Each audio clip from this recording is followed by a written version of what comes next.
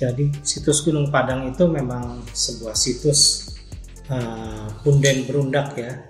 Punden berundak itu sebetulnya definisi yang diciptakan oleh arkeolog Indonesia untuk suatu bangunan yang bentuknya mirip dengan tangga.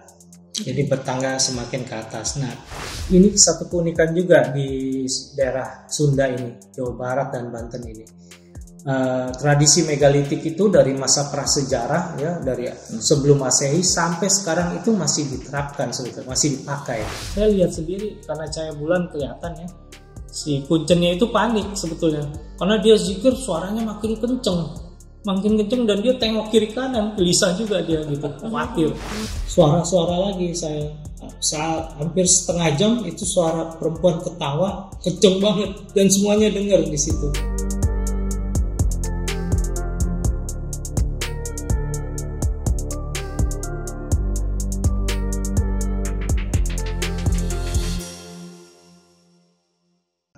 Halo, selamat datang kembali di channel podcast Ngopi Spiritual. Nah, kali ini kami akan membahas situs Gunung Padang, khususnya dari aspek spiritual. Seperti kita ketahui bersama, Gunung Padang adalah sebuah situs arkeologis yang terletak di Cianjur, Jawa Barat, yang menjadi magnet bagi para peneliti sejarah selama bertahun-tahun. Jika melihat strukturnya, banyak yang mempertanyakan bagaimana masyarakat zaman dulu membangun situs tersebut. Lantas, apa tujuan dibangunnya situs Gunung Padang oleh para leluhur kita? Nah, untuk membahas lebih mendalam, kita kembali berbincang-bincang bersama Mas Nanang, seorang arkeolog dan juga pemerhati budaya, dan saya juga ditemani oleh Mas Rui.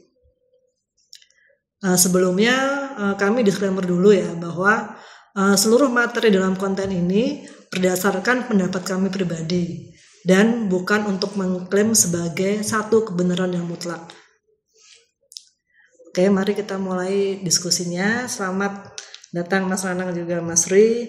Nah, mungkin langsung ke Mas Nanang dulu ya.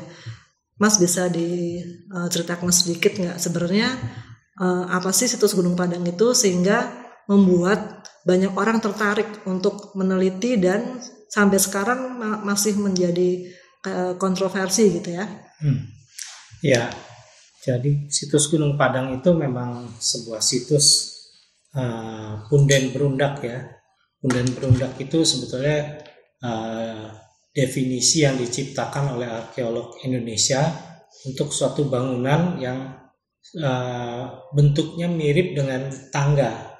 Jadi bertangga semakin ke atas. Nah, Gunung Padang ini punden berundak dengan tingkat 5 undakan yang cukup besar, bahkan bisa disebut terbesar di Asia Tenggara. Dia berasal dari era masa megalitik sekitar 2500 tahun yang lalu ya. Kalau mengikuti teori datangnya tradisi megalitik yang masuk ke Nusantara dari daratan Cina melalui Semenanjung Melayu, lalu ke Sumatera, lalu ke Jawa, lalu nyebar. Dan satu lagi dari arah utara lewat Taiwan, nyebrang ke Filipina, lalu masuk lewat Sulawesi dan nyebar ke Nusantara. Ya. Nah, yang menarik adalah Gunung Padang ini menjadi kontroversi karena sekitar tahun 2010 itu ya tim khusus Presiden SBY menurunkan penelitian khusus terhadap Gunung Padang. Nah, yang saya dengar waktu itu di kalangan arkeolog senior di Puslit Arkenas dan Dikbud, pengajuan penelitian ini berdasarkan bukan alasan akademik. Jadi alasannya lebih kepada persoalan harta karun dan ini semacam kepercayaan gitulah, ada sesuatu di situ gitu. Jadi mencari harta karun. Iya. Oh, gitu. Okay. Dan memang cukup beralasan juga karena si tim yang dipimpin oleh Andi Arief ini atau tim riset terpadu ya, menemukan beberapa keganjilan di Gunung Padang karena itu berdiri di dekat sesar Cimandiri. Jadi itu rawan sekali gempa, tapi bangunan itu ribuan tahun bisa bertahan tanpa ada kerusakan, gitu ya? kokoh gitu. Nah itu satu keanehan karena si tim khusus presiden ini semula meriset tentang bencana katastrofik yang kemungkinan bisa terjadi di Indonesia. Jadi SBY setelah tsunami tahun 2004 itu dia mungkin khawatir ya ada kemungkinan terjadinya kembali bencana-bencana besar di Indonesia karena kita terletak di Ring of Fire, pertemuan dua lempeng tektonik, bukan dua lagi. Ada Asia Australia, ada Pasifik juga ya, ke benturan dengan lempeng Asia, which is itu Indonesia. Jadi kita hidup di tepi lempeng ini, ada tumbukan, ada rawan bencana tsunami, rawan gempa ya, dan itu yang membuat SBM membentuk tim khusus untuk meneliti kemungkinan bencana katastrofi yang pernah terjadi di Indonesia. Salah satunya adalah di Gunung Padang. Di situ mereka menemukan banyak keganjilan seperti letaknya di dekat sesar tapi tetap aman aja. Lalu kompas itu bisa puter kalau di situ ya. Jadi ada anomali magnetik di situ-situ. Dan yang ketiga adalah setelah sekitar hampir seabad ya ditemukannya kembali Gunung Padang itu oleh masyarakat modern. Jadi Gunung Padang itu awal ditemukan sekitar abad 18 ya oleh ahli Belanda, saya lupa namanya. Lalu dilaporkan lagi oleh N.J. Krom, arkeolog Belanda tahun 1914, kemudian menghilang lagi dalam pengetahuan masyarakat ya, sampai tahun 76 atau 79 itu dilaporkan kembali oleh masyarakat setempat bahwa ada situs besar di daerah Cianjur Selatan, dilaporkan ke Dinas Kebudayaan di Cianjur. Lalu mulai dari situ diturunkanlah riset penelitian bertahun secara bertahap terhadap situs Gunung Padang oleh Pusat Penelitian Arkeologi Nasional.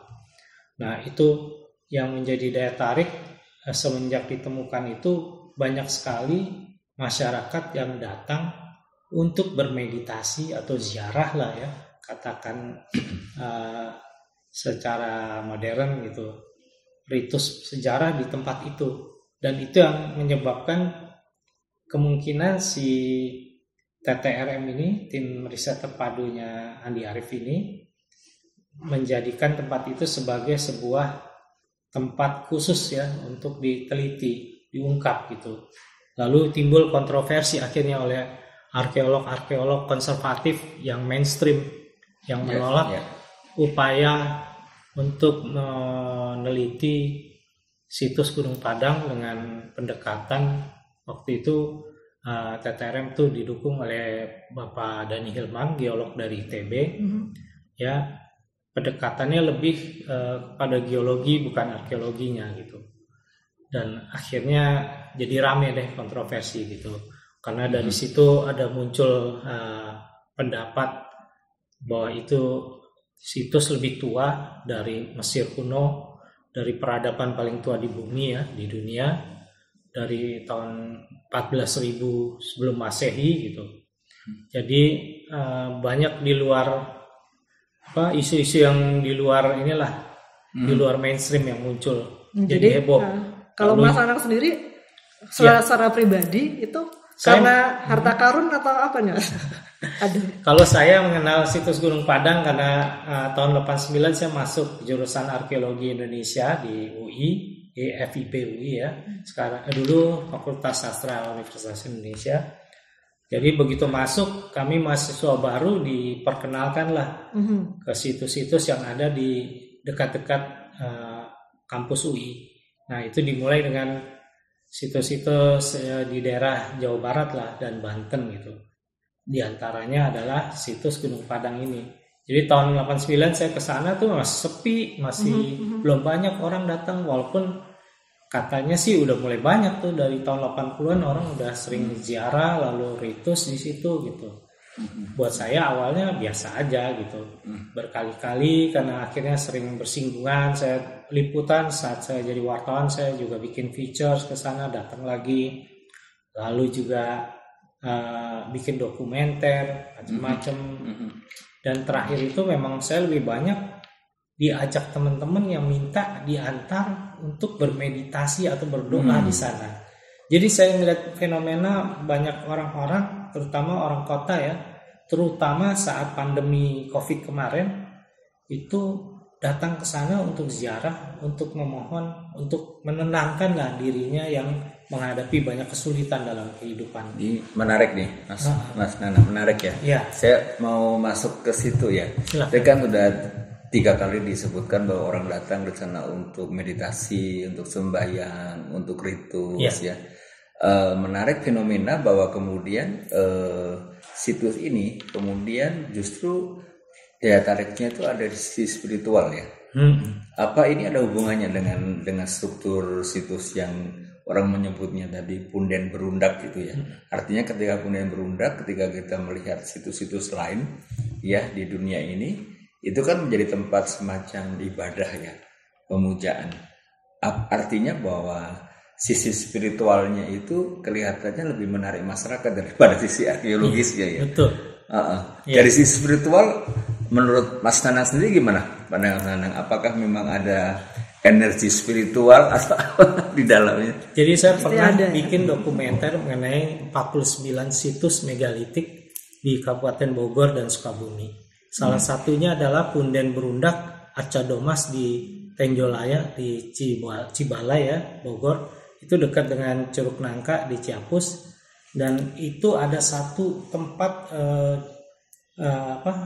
Punden Berundak yang mirip-mirip dengan Gunung Padang walaupun lebih kecil ya, tapi dia banyak kompleksnya dari ketinggian lereng Kaki Salak sampai ada salah satu di puncak punggungan Gunung Salak 1.700 meter di atas permukaan laut DPL. Nah, saya waktu bikin dokumenter itu merasakan sendiri ketika itu puasa naik sendirian tuh sampai ke Pasir Manggis kalau nggak salah namanya, pundennya tuh ada altar meja gini, lalu ada dolmen, ada menhir ya. Dan ketika sampai di atas karena puasa jam 3 sore capek sekali, saya tidur di situ, ketiduran. Tempatnya memang comfort lah, nyaman karena banyak lumutnya tebal sekali. Terus anginnya semilir, dingin gitu. Saya yang kecapean, kehausan gitu, nggak sempat syuting, tidur di situ.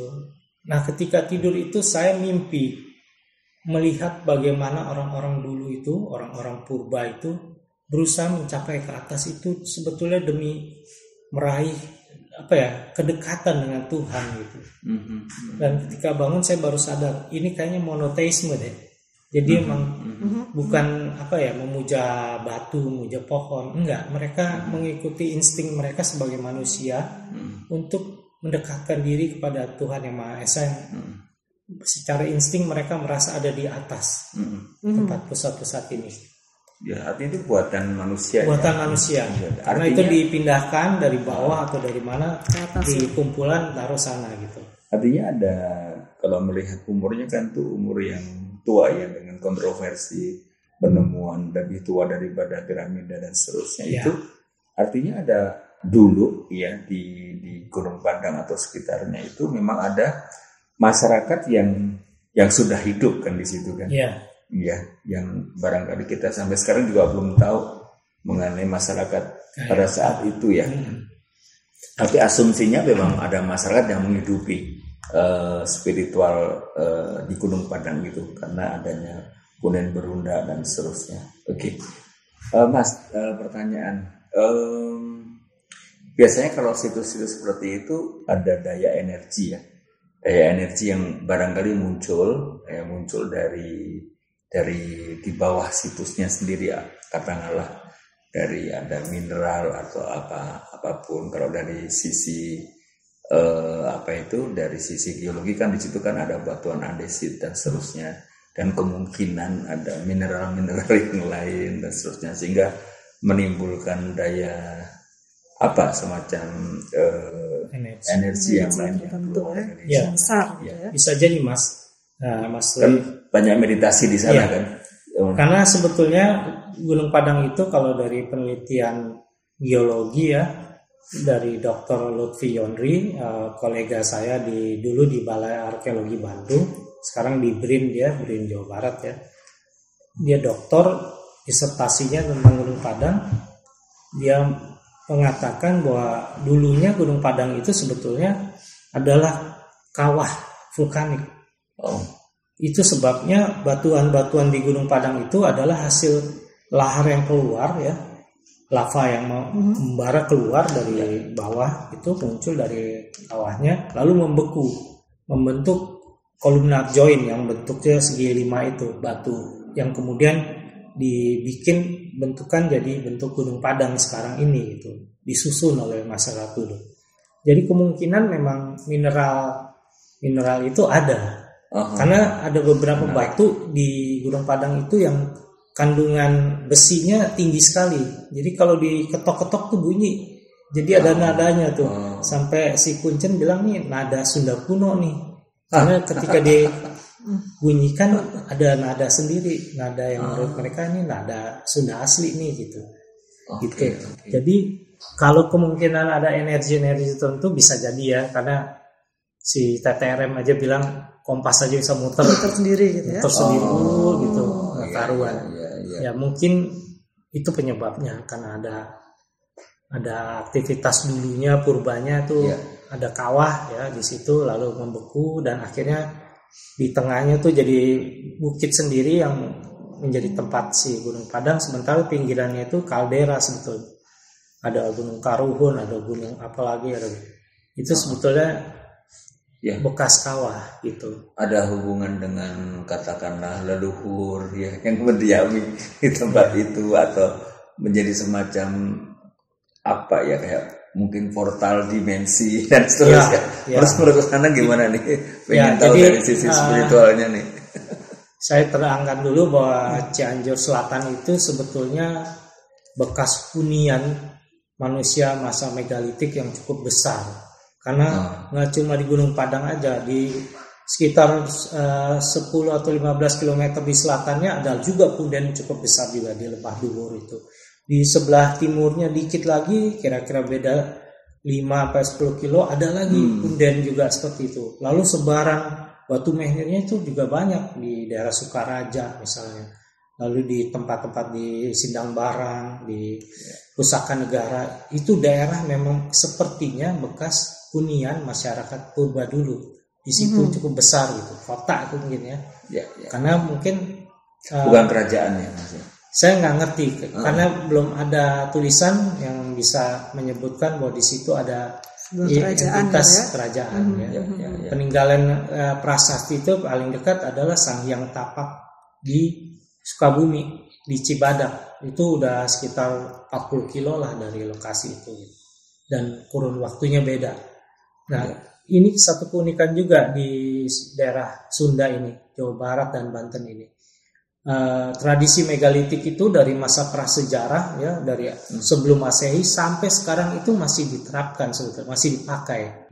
Jadi pemujaan ritus-ritusnya itu masih ada, masih dipercaya karena penelitian arkeologi di situs-situs itu yang serupa ya. Di Tugu Gede di Pelabuhan Ratu misalnya ada Panggoyangan, ada Tugu Gede, ada Ciarca, ada Salak Datar, itu mirip-mirip dengan Gunung Padang juga. Dan di situ penelitian arkeologi menemukan artefak dari awal Masehi ya, abad 1, 2 sampai abad 13-14 itu ada. Ditemukan tembikar, keramik Cina, ada arca Polinesia gitu. Masih banyak peninggalan sejarah. Masih dipakai dalam rentang waktu yang. Nah, kalau tadi kan Mas Anang sempat bilang bahwa di sekitar Gunung Padang itu kan juga banyak ditemukan situs-situs serupa, punden-punden berundak itu. Nah, kalau dari sisi arkeologi nih, sebenarnya ada nggak sih yang mendasarkan nih para leluhur untuk mendirikan situs atau punden berundak itu di tempat tertentu? Jadi apakah memang mereka meditasi dulu? Ya, kalau untuk mengecek energi satu tempat atau gimana tuh Mas? Gini, kalau kami dari arkeolog melihatnya mungkin dari logis ya, spiritual mungkin bisa juga dijelaskan, tapi ada teori arkeologi lingkungan itu biasanya manusia membuat satu pemukiman jika sekelilingnya itu memadai, mendukung mereka untuk hidup lebih tentram di situ gitu. Dan kalau melihat dataran Cianjur Selatan itu walaupun berbukit-bukit, tapi mereka kaya gitu untuk sumber daya alam, hutan, pohon, flora fauna gitu, sungai banyak banget di sana. Jadi menurut saya ukuran untuk daya dukung manusia tinggal di situ cukup besar kemungkinannya, ya dibanding tempat yang lain.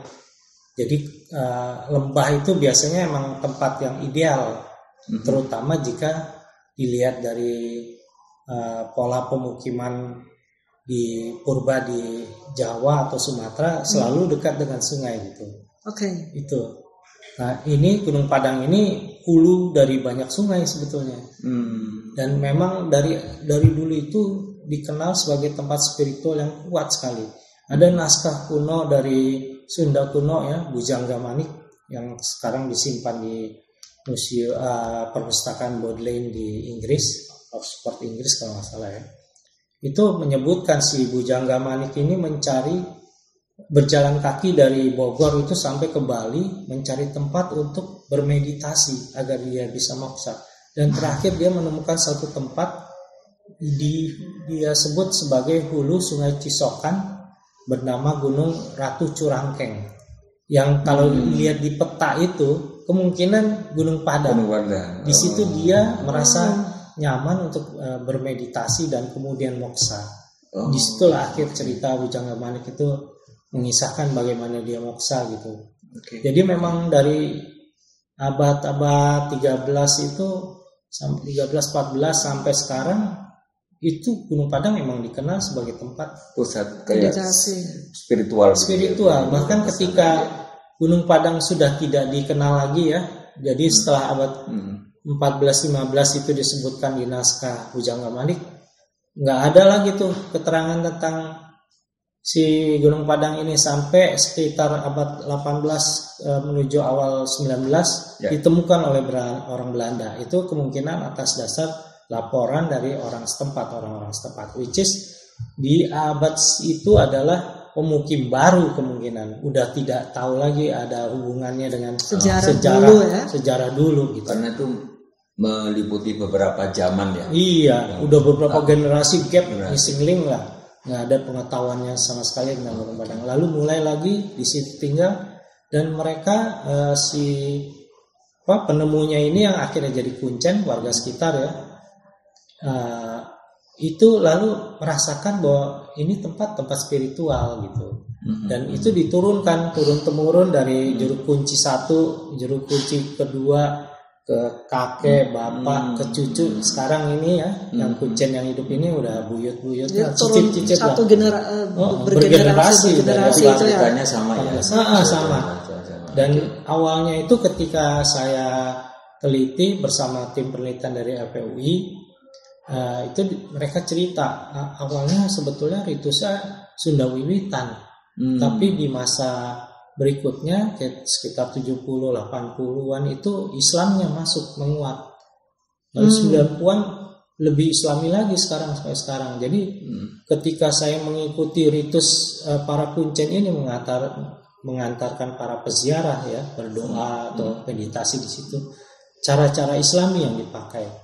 Ada assalamualaikum, ada doa-doa surah dari Quran dipakai gitu. Jadi udah tidak ada lagi Sunda Wiwitannya, tidak mengenal lagi. Nah, tapi masih ada sisa-sisa sedikit ya Sunda Wiwitan diri? Nggak ada, udah nggak ada. Ada paling berupa penyebutan nama-nama yang mereka sebut sebagai penunggu di situ. Jadi di 5 teras itu, di setiap teras tuh ada titik-titik tertentu yang bisa dilakukan ritus. Jadi di awal tangga awal tuh masuk ada kayak gerbang, mereka situs ritus melakukan assalamualaikum lah, menegur atau ucapan salam buat para penghuni. Nah di situ ada puluhan nama disebutkan yang saya dengar. yang sang Prabu inilah, yang itu, yang di wetan, yang di timur. Nah itu mungkin sisa dari Sunda Wiwitan ya. Lalu di sebelah kiri ada lagi nama siapa lagi lain gitu. Di sebelah kanan ada lagi ruang ini. Itu baru teras 1 tuh. Naik lagi ke teras 2 ada lagi macam-macam lagi. Ya itu dari kalau kita membaca artikel dari sisi ya cerita-cerita seperti tadi bahwa tiap puncak itu ada penghuninya kan. Itu kan ada yang mengatakan bahwa di situ yang pertama itu ada para penjaga ya kan, terus yang kedua ada lagi apa, tapi juga ada kaputrennya, kemudian ada maung ya, ada macan lorengnya atau apa gitu ya. Nah, ini kan saya tidak tahu atau kita tidak tahu seperti ini barangkali sebelumnya barangkali Mas Nana punya pengalaman dalam hal ini ketika meditasi di sana enggak? Atau paling tidak merasakan energinya atau mungkin melihat atau apa, atau dengan mata batin melihat gimana? Saya pengalaman pribadi. Saya berapa kali memang pernah mengikuti ritus meditasi ya di situ, karena penasaran juga sebetulnya sebagai arkeolog apa sih nih sebetulnya gitu. Lalu saya coba ikuti gitu. Ini dalam teori antropologi adalah penelitian partisipasi sebetulnya. Antropologi partisipasi. Jadi kita terjun ke dalamnya, melakukan pelaku ya. Lalu mengalami experience sendiri gitu. Malam jam 12 malam kita naik ke atas gitu. Hanya pakai senter begitu sampai di teras 1 kita matiin senter. Lepas sendal kita masuk ke dalam, udah pakai telanjang kaki ya, alas kaki aja. Lalu mulailah meditasi di teras 1. Dan yang dialami sama saya memang tempat itu ideal sekali untuk fokus ya. Cepat sekali kita dapat. Kok connect maksudnya? Langsung connect. Bukan connect apa ya?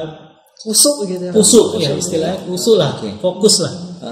Kita bisa tenang banget, lalu bisa ngerasain ambience sekitar tuh kayak apa.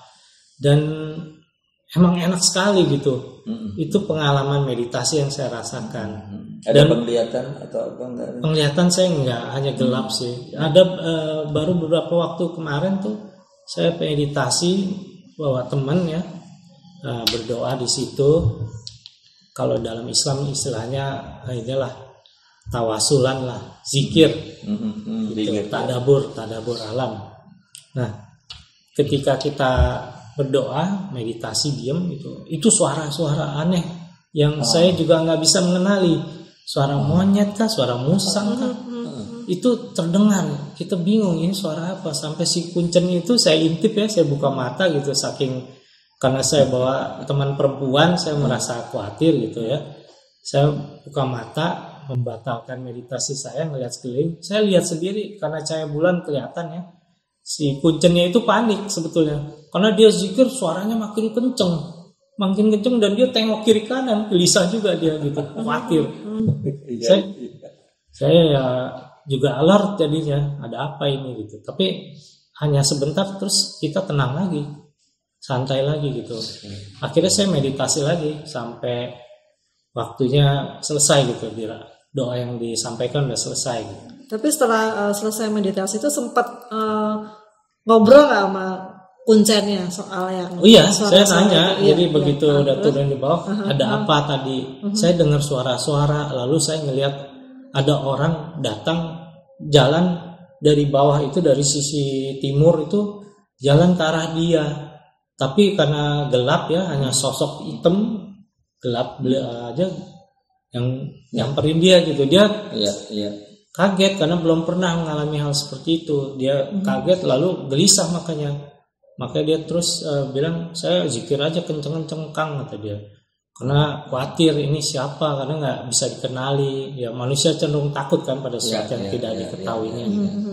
Nah, tapi begitu mendekat menghilang itu orang. Saya juga ngelihat soalnya orang sosok itu hitam gitu, gelap, dekat terus. Semuanya ternyata yang hadir pada saat itu 4 orang ya. Saya, Kuncen, teman saya dan putrinya juga merasakan dan melihat hal yang sama gitu. Ternyata ada yang mendekat terus tiba-tiba menghilang gitu aja. Sangat menarik. Ya ini hanya selingan aja, tapi kita nggak ada apa-apa. Jadi selesai di teras 1 kita naik lagi ke atas teras 2, lalu meditasi di situ, merenung. Karena di teras 2 itu kita duduk di hamparan menhir, di bawahnya itu kelihatan tuh sinar-sinar kota City Lights Sukabumi lah. Nah itu dibilang sama kuncennya, inilah tempat memohon keduniaan, apa yang kita minta, harta apa gitu, disitulah tempatnya. Teras kedua itu. Dan yang kita alami adalah kita jadi tenang.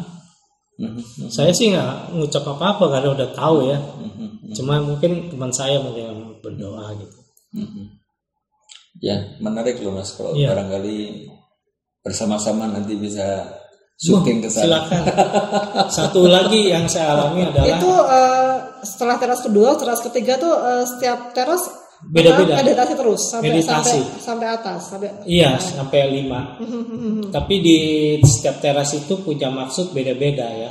Jadi satu titik tuh biasanya ada makna apa gitu. Kuncennya bilang nih tempat berdoa, misalnya pengen berdoa tentang apa gitu, kesaktian kayak apa, itu ada tempatnya masing-masing. Tapi intinya memang saya lihat kita berdoanya bukan kepada batu atau sesuatu di situ, tapi ke Tuhan langsung gitu. Si kuncennya selalu bilang jangan minta ke siapa-siapa di sini ya, bilang langsung ke Tuhan, ke Allah gitu. Nggak boleh di sini hanya tempatnya aja enak gitu, karena sepi, sunyi, lalu anginnya dingin, enak gitu.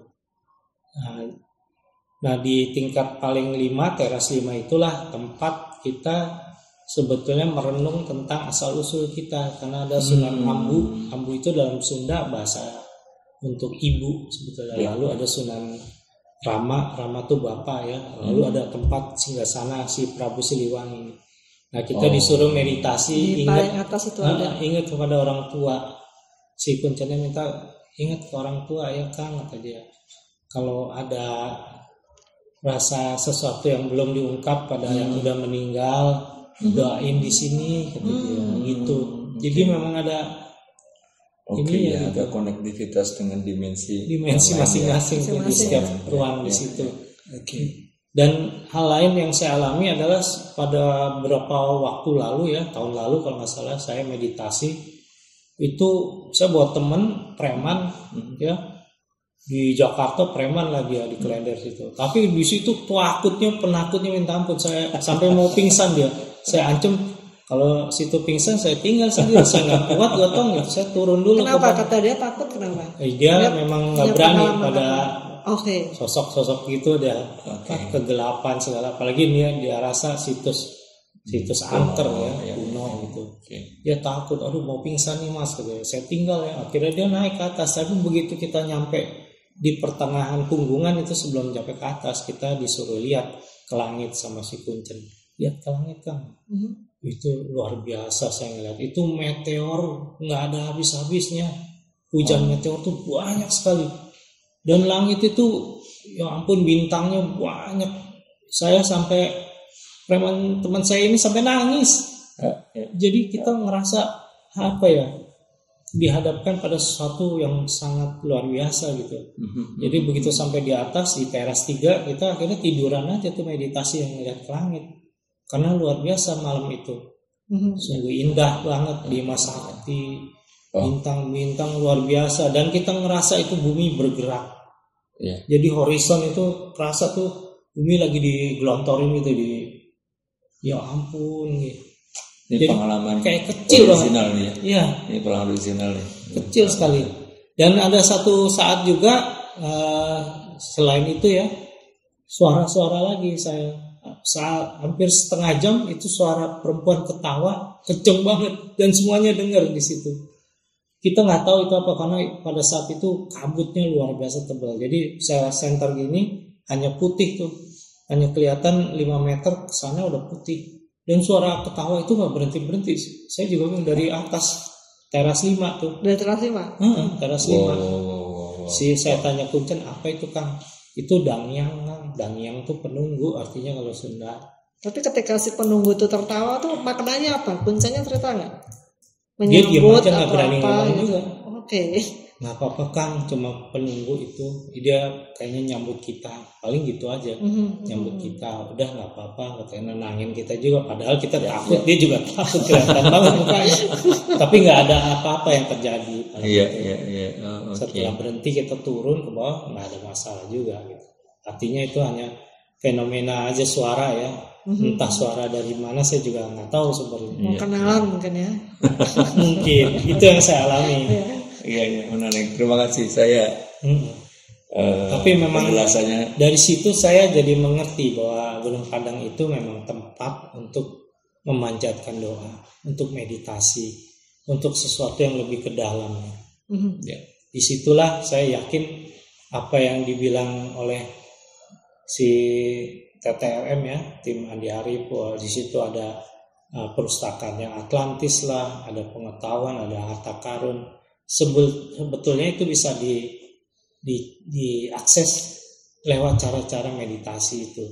Apa yang sudah ditinggalkan oleh nenek moyang kita ya, berupa pengetahuan kejawen, Sunda Wiwitan, di mana kita bisa menembus dimensi melalui melihat ke dalam. Itu sebetulnya harusnya di situ dilakukan, bukan penelitian fisik. Ngebor gali-gali itu ngerusak doang akhirnya.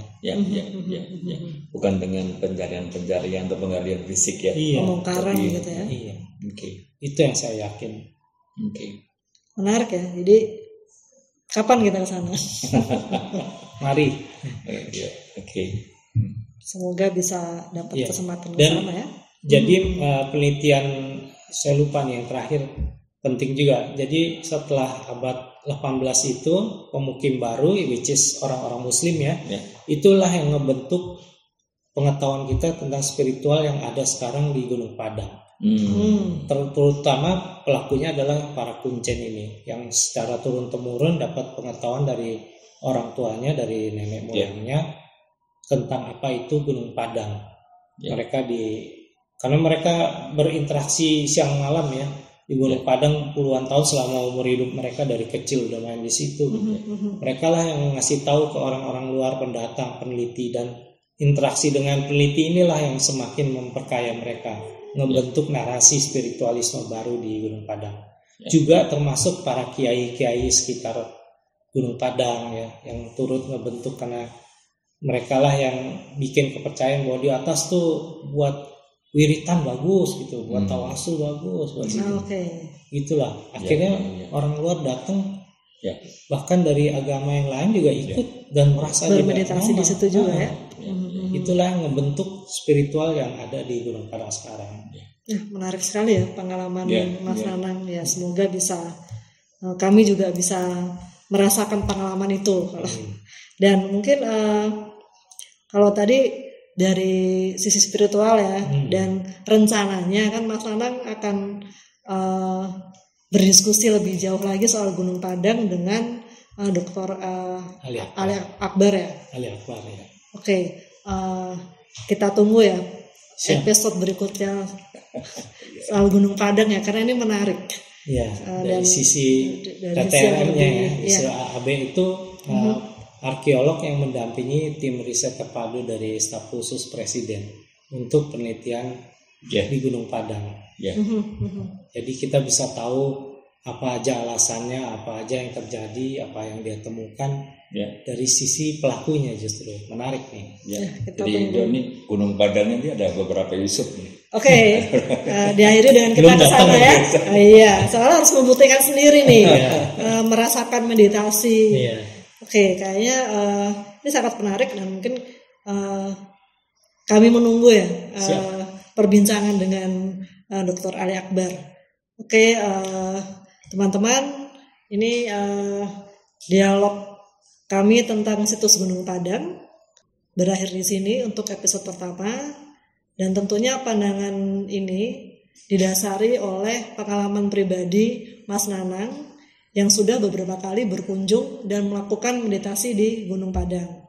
Nah, sebenarnya inti dari dialog kita kali ini adalah sebuah pelajaran berharga tentang pentingnya terhubung dengan alam dan sejarah, terutama sejarah Nusantara yang begitu kaya. Dan kami juga sepakat bahwa penelitian terhadap situs Gunung Padang adalah langkah penting dalam memahami sejarah dan juga memelihara warisan leluhur kita yang sangat berharga. Oke, sekian bincang-bincang kami di episode tentang Gunung Padang bagian pertama. Tonton terus channel Ngopi Spiritual. Jika kalian menyukai konten kami, jangan lupa like, share, dan subscribe. Oke, sampai jumpa di episode Gunung Padang selanjutnya. Salam.